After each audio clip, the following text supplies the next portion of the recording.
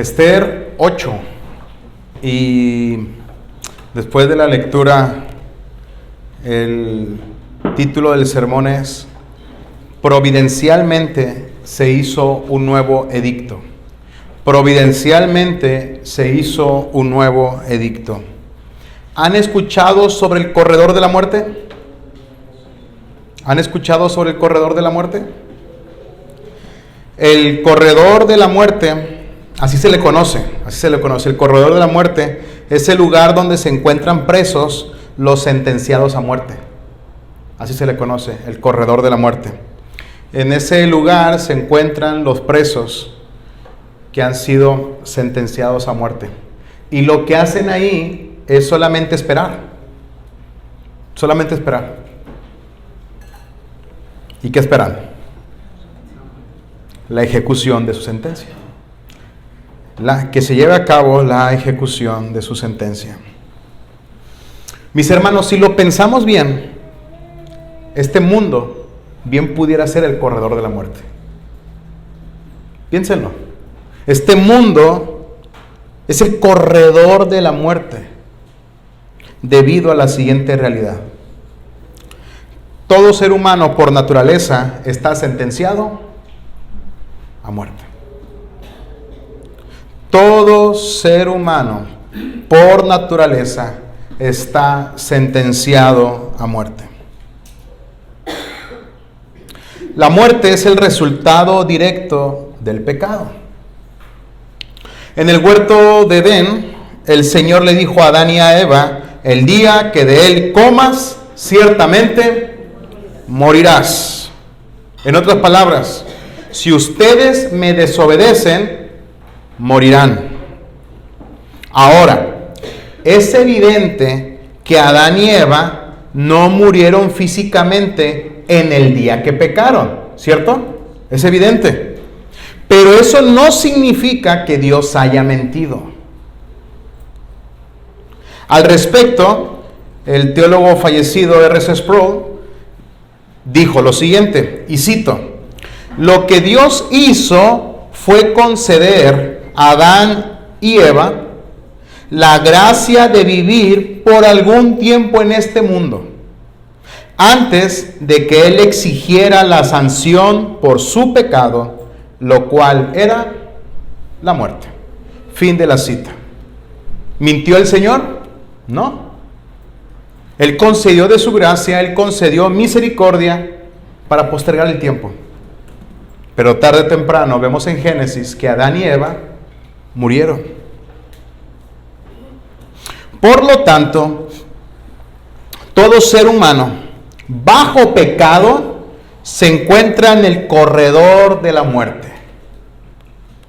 Cada día que pasa es un día menos para morir. Todo ser humano bajo pecado se encuentra en el corredor de la muerte.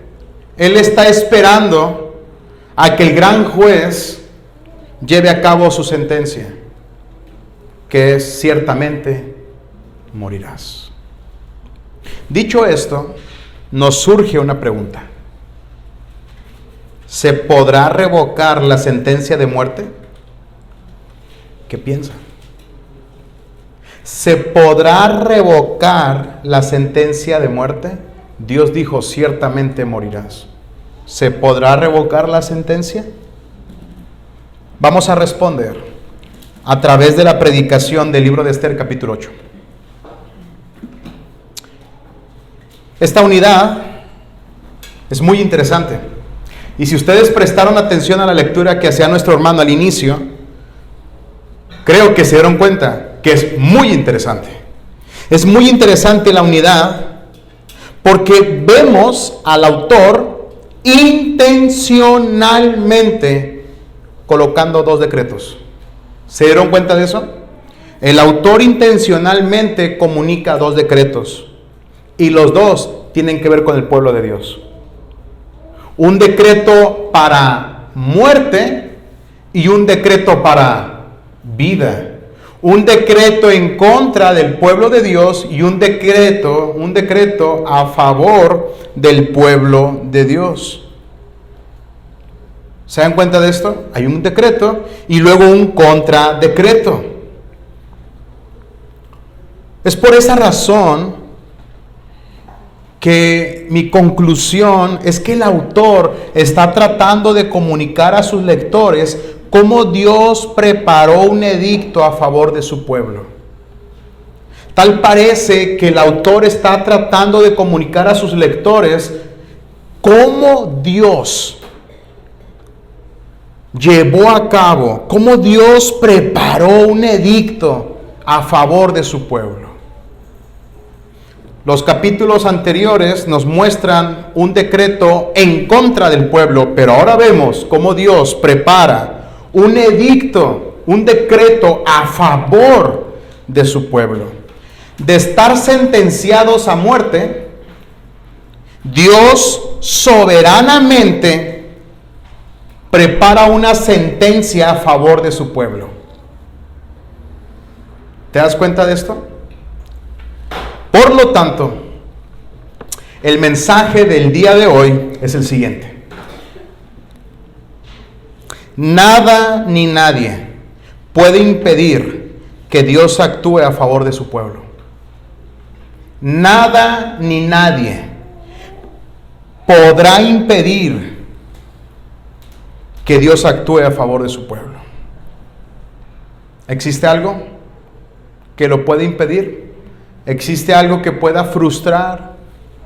¿Existe alguien que pueda impedir que Dios actúe a favor de su pueblo? No. Y para mostrarlo he dividido mi exposición en dos partes. En primer lugar, veremos la necesidad de que Dios actúe a favor de su pueblo. La necesidad de que Dios actúe a favor de su pueblo, verso 1 al 8. Y en segundo lugar, veremos la provisión de Dios a favor de su pueblo, 9 al 17. Verso 9 al 17. Así que, hermanos, mientras vamos caminando, por así decirlo, en estos pasajes, quiero que recuerden constantemente, nada ni nadie puede impedir que Dios actúe a favor de su pueblo. Así que veamos en primer lugar la necesidad de que Dios actúe a favor de su pueblo. Capítulo 8, verso 1. Después del desenlace de Amán, el enemigo de los judíos, tal parece que todo ha terminado. ¿Se dan cuenta de esto? Tal parece que las aguas han bajado. Tal parece que la tormenta ha pasado. El pasaje nos dice que el mismo día de la ejecución, el rey dio a la reina la casa de Amán. Además, Esther le declara al rey el parentesco que tiene con Mardoqueo, como de película. Pero no solo eso, no hemos terminado, no solo eso. También el rey le da a Mardoqueo el anillo que lo colocaba en una posición importante en el reino. Y por si fuera poco, Esther puso a Mardoqueo sobre la casa de Amán. ¿Quién no quisiera un final así? ¿Han escuchado la frase "y vivieron felices"? Tal parece que ese es el fin, ¿no? Matan al enemigo, Mardoqueo recibe el anillo del enemigo, Esther es colocada sobre poder y autoridad sobre la casa de Amán, Mardoqueo recibe la misma posición que Amán, así que, y vivieron felices por siempre. Muy probablemente alguno puede pensar que por fin todo ha terminado, según el versículo 1 y versículo 2 que nos presenta el ambiente. Sin embargo, no es así, porque sigue en pie un edicto. El enemigo ha muerto, capítulo 7, pero sigue vigente un edicto. ¿Un edicto? ¿Cuál? Destruyan a los judíos. Destruyan a los judíos. Sin embargo, Dios tiene en mente otra cosa. Por esa razón, porque existe un edicto que habla sobre la destrucción de los judíos, por esa razón, ¿qué nos dice el pasaje? Ester se echa a los pies del rey, llorando y rogando que se anule el designio de Amán. Noten que el rey extiende su cetro nuevamente. Por lo que entendemos, Ester no tenía por qué hacer eso. Pero nuevamente, haya gracia delante del rey, extiende el cetro, muestra su aceptación para que Ester vuelva a hablar ante él. ¿Y cuál es la petición? Verso 5, observen, verso 5. Si te place, ¿sí se dan cuenta? Miren hermanos la sabiduría en las palabras de Ester. Si te place, si tengo gracia delante de ti, si te parece acertado, si soy agradable a tus ojos. O sea, rey, si tú quieres, te ruego. ¿Qué es lo que dice Ester? Ordena que se revoque el edicto que escribió Amán para destruir a los judíos. Rey, prácticamente lo que dice Ester es: rey, escribe cartas y revoca ese edicto. Ahora, antes de que avancemos, quiero que meditemos en lo siguiente, hermanos. Quiero que meditemos en una verdad que podemos ver en el texto y que se reitera en toda la escritura. Por favor. ¿Dónde está Ester? ¿Dónde está esa Ester que decía: no me puedo presentar ante el rey porque me van a matar? ¿Dónde está esa Ester que ocultó ser judía? Que ocultó el parentesco con Mardoqueo. ¿Dónde está? Ya no está. Porque esta Ester se identifica públicamente con el pueblo. ¿Qué dice Ester en el texto? Se echó llorando y rogando y dice: mi pueblo, mi nación. Ahora Ester se identifica públicamente con el pueblo de Dios. Ellos son mi pueblo, ellos son mi nación. Aquí podemos ver una verdad que se reitera en toda la escritura. Y hermanos, necesitamos recordarla todos los días. La verdad es la siguiente: el pueblo de Dios procura el bienestar del pueblo de Dios. Mis hermanos, no solamente Dios procura el bienestar de su pueblo, no solamente Dios actúa a favor de su pueblo, sino también el pueblo de Dios busca el bienestar del pueblo de Dios. ¿Se dan cuenta de esto? Ester bien pudo haber dicho: yo estoy bien, Mardoqueo está bien, ¿qué más? Si notan lo que le dice el rey a Ester: oye, hicimos colgar a Amán, he hecho todas estas cosas, pero el edicto no lo puedo revocar. ¿Te das cuenta de esto? Aunque Ester y Mardoqueo, por lo que entendemos en el texto, están bien, ella procura el bienestar del pueblo de Dios. Mis hermanos, sinceramente, es abrumador el testimonio bíblico del profundo amor y cuidado que nos debemos mostrar los unos con los otros. Es abrumador. El amor, el cuidado entre nosotros como el pueblo de Dios. El Señor dijo: en esto conocerán todos que sois mis discípulos. ¿En qué? Que se amen. Si tuvierais amor los unos con los otros. El apóstol Pedro nos dice que somos el pueblo de Dios. El apóstol Pablo nos dice que somos una familia, la familia de Dios. Además, el apóstol Pablo presenta al pueblo de Dios como un cuerpo donde todos nos necesitamos. Pero no solo tenemos el testimonio bíblico, sino también mandamientos bíblicos entre el pueblo de Dios que se pueden resumir en las responsabilidades de los unos con los otros. Por ejemplo, sobrellevad los unos las cargas de los otros, amaos unos a otros, orad unos por otros, etc. ¿Se dan cuenta? La marca distintiva del pueblo de Dios es que se preocupa por el bienestar del pueblo de Dios. ¿Qué dice el apóstol Juan en su epístola? ¿Cómo vas a decir que amas a Dios si no amas a tu hermano?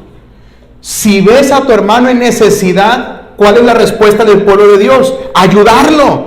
Hermanos, es abrumador el testimonio de que el pueblo de Dios procura al pueblo de Dios. Busca el bienestar del pueblo de Dios. Las necesidades del pueblo de Dios son mis necesidades. Las lágrimas del pueblo de Dios son mis lágrimas. Las alegrías del pueblo de Dios son mis alegrías.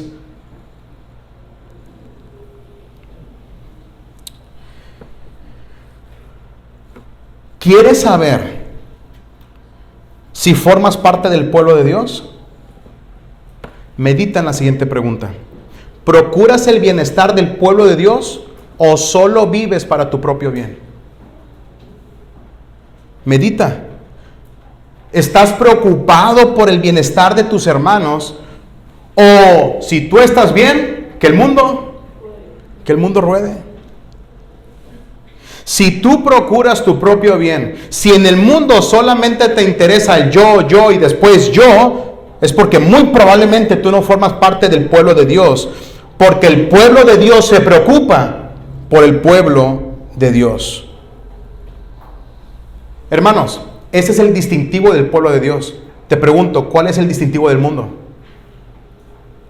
Todos buscan lo suyo, no lo de Cristo. Todos buscan sus propios intereses. Así lo dijo Pablo en Filipenses capítulo número 2. No mirando cada uno por lo suyo propio, sino cada cual también por lo de los otros. Hermanos, lamentablemente vivimos en un mundo que te dice, si estás bien, lo demás no importa. ¿Cierto? Si tú estás bien, lo demás no importa.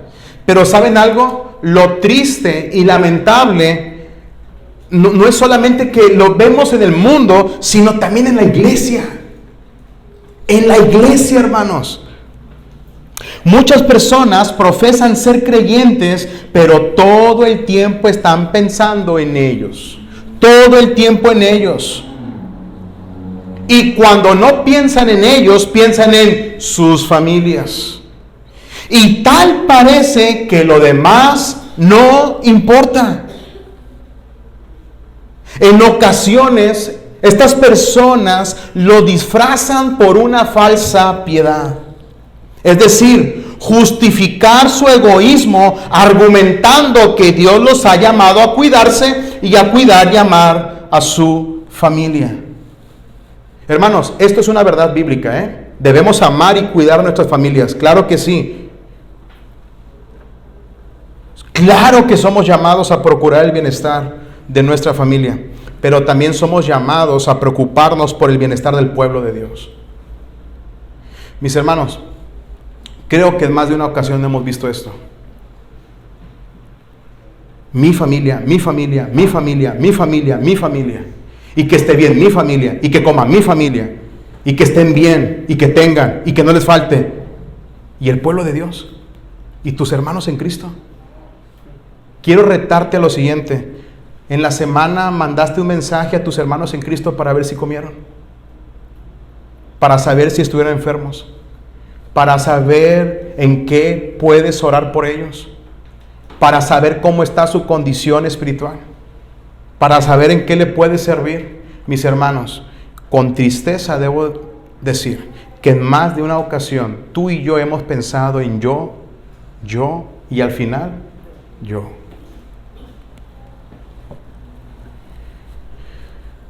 La manera en cómo lo hace Esther es impresionante en el texto.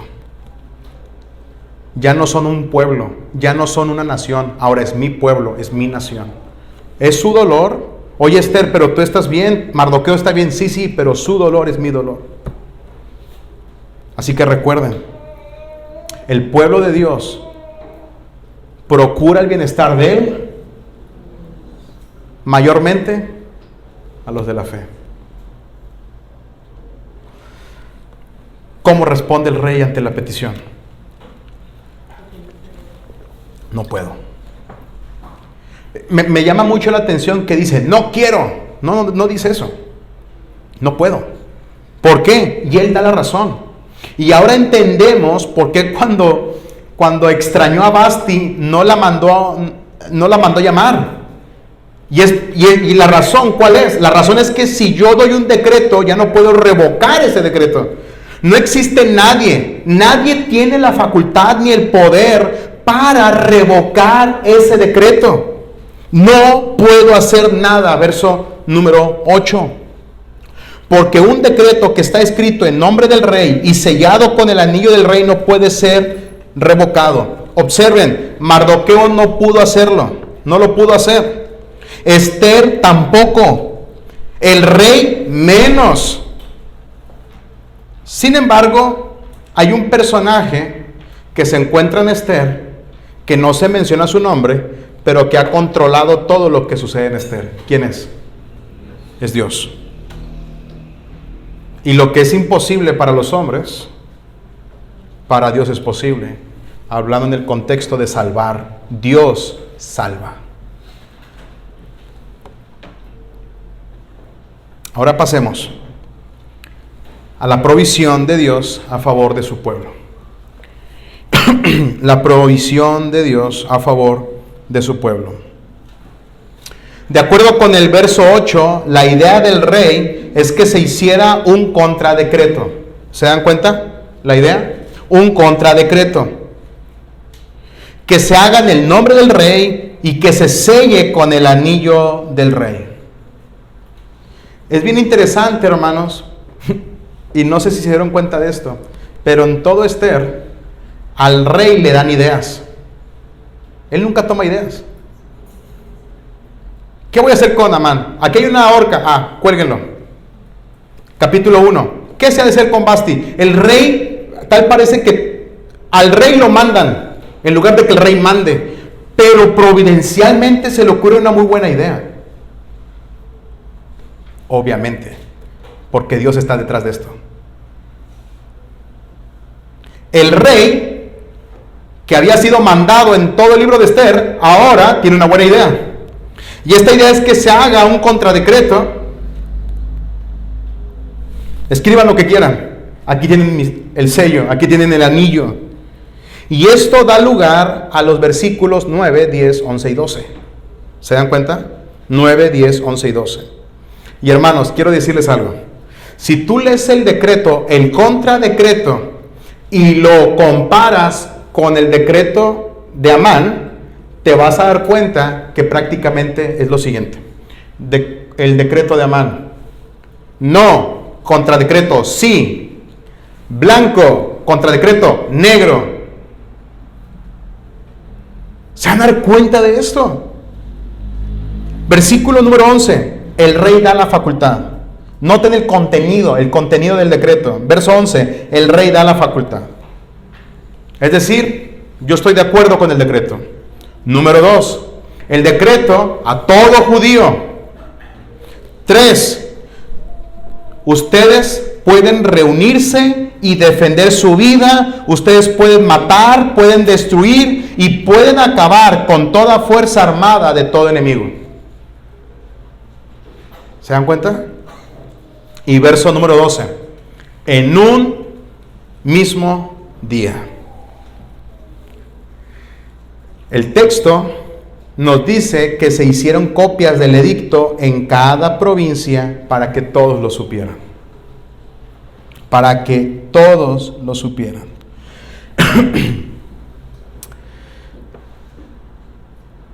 Antes de que avancemos, quiero que mediten en lo que ha sucedido hasta Esther capítulo 8, providencialmente. Providencialmente Vasti fue destituida. Providencialmente Esther llegó a ser reina. Providencialmente Mardoqueo supo de la conspiración contra el rey. Providencialmente el rey no mató a Esther cuando se presentó ante él. Providencialmente el rey no pudo dormir y supo lo que había hecho Mardoqueo a su favor. Hermanos, Dios siempre ha estado detrás del telón orquestando cada suceso en la vida de su pueblo para su gloria y para su bien. Siempre ha sido Dios. Siempre ha sido Dios. Por lo tanto, el autor de este contradecreto no fue el rey Asuero, no fue Mardoqueo, no fue Amán, menos Amán. El autor del contradecreto es Dios. Es Dios. El verdadero autor es Dios, que está intercediendo a favor de su pueblo porque el pueblo lo merece. No. Por la capacidad del pueblo. No. Por mérito del pueblo. No. Por amor de su nombre. Por amor de su nombre. Para guardar su pacto, para guardar sus promesas, para cumplir lo que Él ha prometido. Mis hermanos, Él busca el favor y Él procura el favor, estar a favor de su pueblo, por amor de su nombre. Tú y yo no somos mejores que los incrédulos. La única diferencia entre los incrédulos y el pueblo de Dios es que Dios decidió soberanamente derramar su gracia con nosotros. De ahí en fuera no hay nada que nos divida. ¿Tenemos algo agradable? ¿Tenemos mérito alguno? ¿Qué acaso no dice Pablo que lo vil, lo necio, escogió Dios? Así que, hermanos, no es un chispazo de suerte. Es Dios actuando a favor de su pueblo por amor de su nombre. Por amor de su nombre. ¿Cambió la sentencia de muerte? Hizo un decreto 1000 veces mejor que eso. Ellos esperaban que se revocara la sentencia de muerte, pero Dios les dio algo mejor. Yo quiero que te pongas a pensar en esto. Supongamos que se envían las cartas y todos ya no le pueden hacer nada a los judíos. ¿Cómo estarías tú viviendo al recordar que tu vecino te quería matar? ¿Vivirías a gusto, tranquilo? Ellos quieren que se revoque la sentencia de muerte, pero Dios soberanamente da algo mejor, y es destruyan a los enemigos. No solamente tienes vida, tienes la facultad, la capacidad de destruir a tus enemigos. Eso es lo que está pasando en el libro de Esther, de muerte a vida, de desesperanza a esperanza. En el texto, Dios está cambiando la sentencia de muerte a vida, y nada ni nadie lo podrá impedir. Eso es lo que vemos en Esther capítulo número 8. Y mira cómo termina el capítulo 8. Es tan grande el temor de lo que está sucediendo que muchos se están convirtiendo en judíos. ¿Dónde hemos visto esto? ¿Dónde hemos visto esto?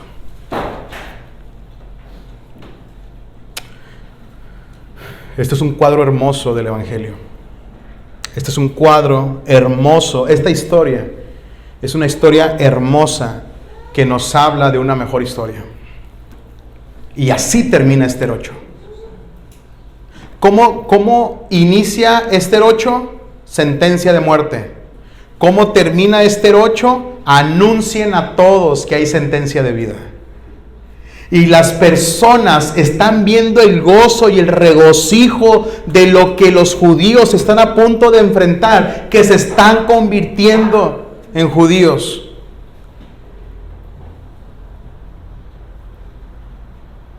Ahora, a la luz del Evangelio, vemos algo similar. La historia de redención, la historia del Evangelio, nos muestra algo similar.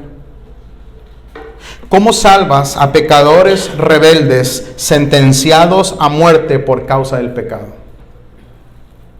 Mis hermanos, a la luz del Evangelio, hay una muerte más grave que la muerte del pueblo de Dios en Esther 8. Esa muerte era física, pero a la luz del Evangelio hay muerte espiritual, hay muerte física y hay muerte eterna.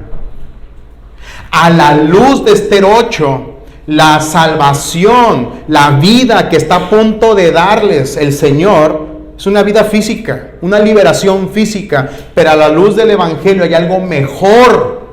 La pregunta es, ¿cómo? ¿Cómo? ¿Cómo? ¿Cómo salvas a pecadores rebeldes que ya tienen sentencia de muerte?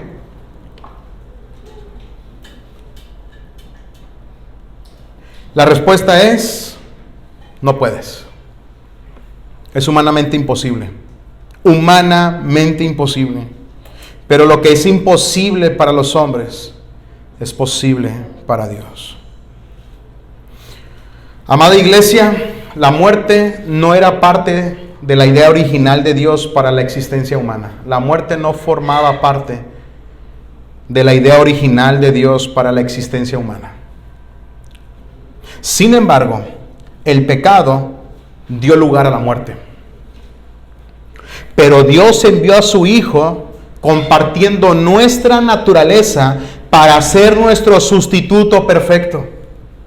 Él cargó con nuestra sentencia de muerte. Él cargó con nuestro pecado en la cruz del Calvario. Él murió en mi lugar para que pasemos de muerte a vida. Las buenas noticias del Evangelio son que Jesús murió para que tú y yo tengamos vida eterna. Esas son las buenas noticias del Evangelio. ¿Se puede revocar la muerte? Fue la pregunta inicial. ¿Se puede revocar la muerte? La respuesta es no. No se puede revocar la muerte.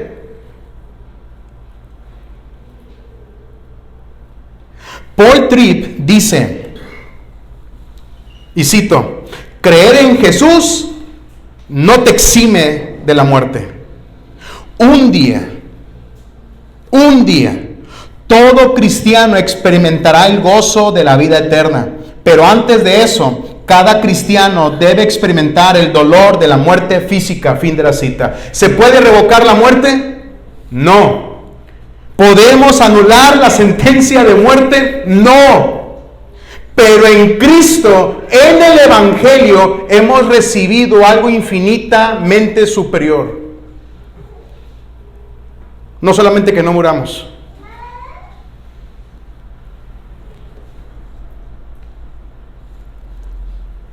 sino que las 3 muertes han sido solucionadas en Cristo.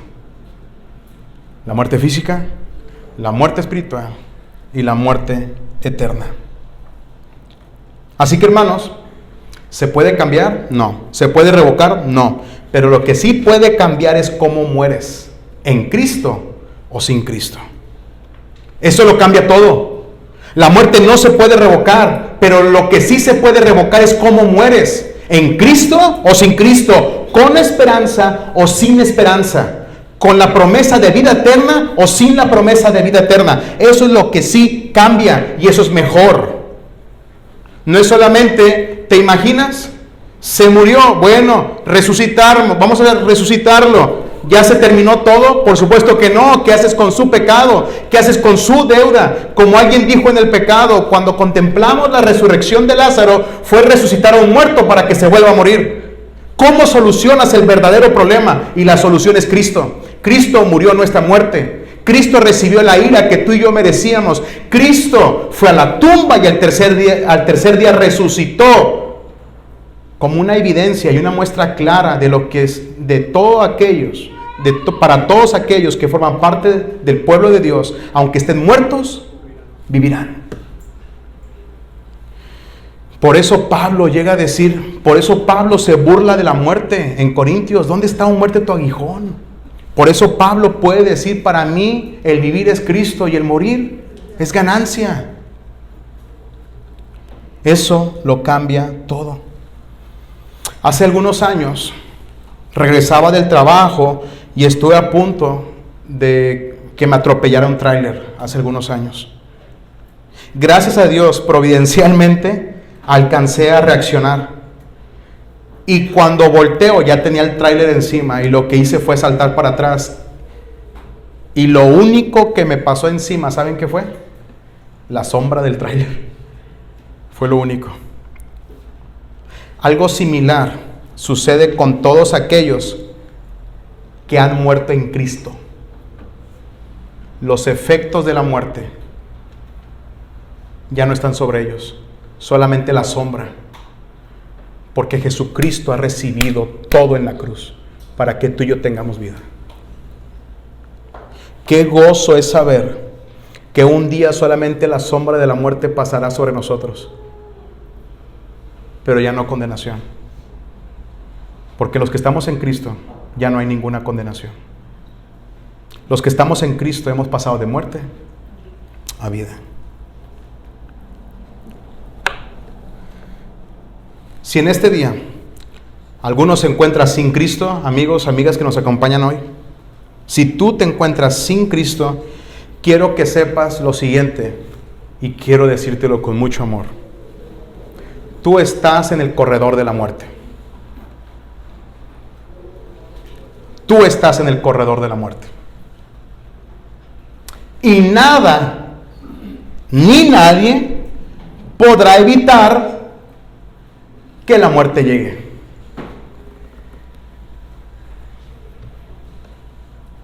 En estos días he estado revisando acerca de las personas que se encuentran en el corredor de la muerte y he visto que hay muchas peticiones de revocar la sentencia de muerte para cadena perpetua. Y es un no. Amigos que están aquí sin Cristo, tú estás en el corredor de la muerte y nadie va a revocar tu sentencia. Nadie. Tú no vas a poder evitar que llegue ese día. Y ese día va a ser trágico para ti, porque no existe nada más trágico que morir sin Cristo. Esto es, hermanos, eso es una ironía, porque muchas personas piensan que están viviendo lo mejor de sus vidas y no se dan cuenta que están en el corredor de la muerte. Hermanos, he platicado con adolescentes y según ellos están en la flor de su juventud y yo por dentro estás en el corredor de la muerte. ¿Quién te asegura que mañana vas a seguir con vida? Adolescentes aquí presentes, ¿quién te asegura que mañana vas a estar con vida? Que más tarde vas a estar con vida. ¿Quién te asegura eso? Tú estás en el corredor de la muerte. Y quiero decirles algo, yo estoy hablando con muertos y ustedes están escuchando un muerto. Solo que no ha llegado el día, porque todos moriremos. Pero qué trágico es morir sin Cristo, porque no solo morirás físicamente, sino también eternamente separado de Dios. Por eso las noticias que te tenemos del Evangelio son: no se puede revocar la muerte, pero sí cómo enfrentas la muerte. ¿Con Cristo o sin Cristo? La sombra del tráiler o el tráiler entero. Pero creyentes que creen, también estamos en el corredor de la muerte. También estamos en el corredor de la muerte.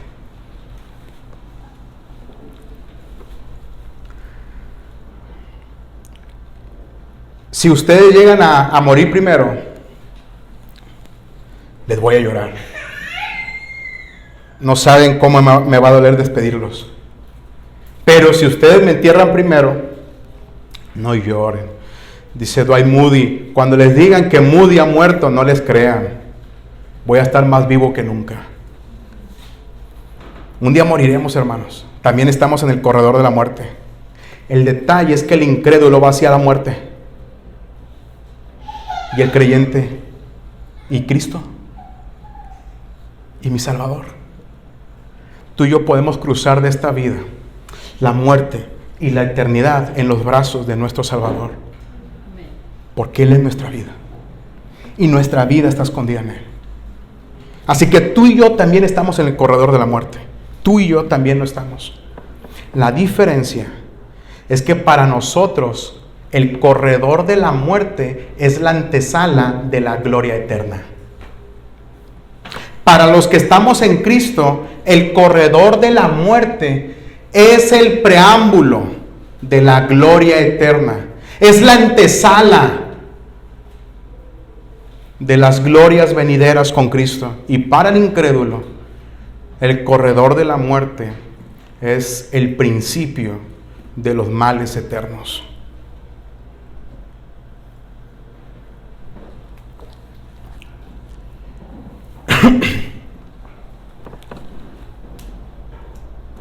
Quiero que escuches cómo termina la historia.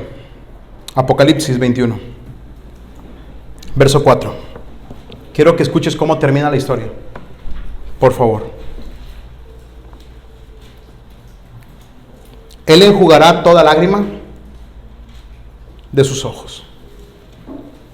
Y ya no habrá muerte, ni habrá más duelo, ni clamor, ni dolor, porque las primeras cosas han pasado.